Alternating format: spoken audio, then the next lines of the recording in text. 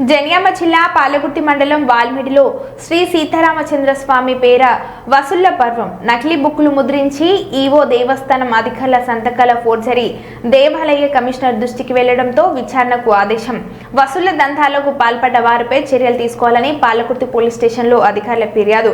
గత 10 రోజుల క్రితమే ఈ వ్యవహారం వెలుగులో చూసి చూడనట్లు వివరించిన ఆలయ అధికారుల కనుసైగలోనే జరిగిందని అంటున్న గ్రామస్తులు.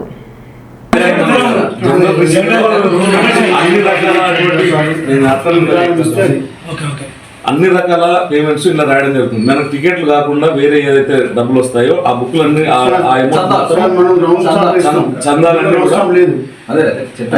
చందాలు ఏవైతే ఉన్నాయో ఆ అమౌంట్ అంతా కూడా ఇందులో రాయడం జరుగుతుంది. మన అఫీషియల్ బుక్ కి నెంబరింగ్ ఉంటుంది, దాని మీద ఈ ఎండోమెంట్ స్టాఫ్ గిన ఉండడం, గ్రౌండ్ సీల్ ఉండడం జరుగుతుంది. ఏదైతే చివరి సర్టిఫికేషన్ ఉంటుందండి, ఇక్కడ ఈవో గారు సర్టిఫై చేసినటువంటి, డిపార్ట్మెంట్ వారు సర్టిఫై చేసినటువంటి సర్టిఫికేట్ కాపీ ఉంటుంది, సర్టిఫై చేసినటువంటి కాపీ ఉంటుంది. ఇది మన జనరల్ రసీదులు 109 నెంబర్ ఏదైతే బయట సర్క్యులేట్ అవుతుందో దాని తాలూకు రసీదు నెంబర్ ఇది. అంటే ఇది అఫీషియల్ బుక్ లో ఉన్నట్టు రసీదు నెంబర్. కొంతమంది వ్యక్తులు కావాలనే ఉద్దేశంతో, దేవస్థానం బ్లేమ్ చేయాలనేటువంటి ఉద్దేశంతో ఇది చేసినటువంటి పని. వాళ్ళ మీద మేము దేవస్థానం బ్లేమ్ చేయడం కాదు సార్, ఏమంటే దేవస్థానాన్ని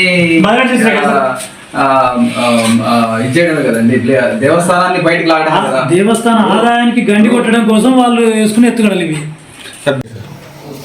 వల్మిడి సీతారామచంద్ర స్వామి దేవస్థానం కళ్యాణం 6వ తేదీన జరగబోతుంది. దాని మీద కొంతమంది ఫేక్ రసీద్ బుక్కులు ముద్రించి డబ్బులు వసూలు చేస్తున్నారని చెప్పి మా దృష్టికి రావడం జరిగింది.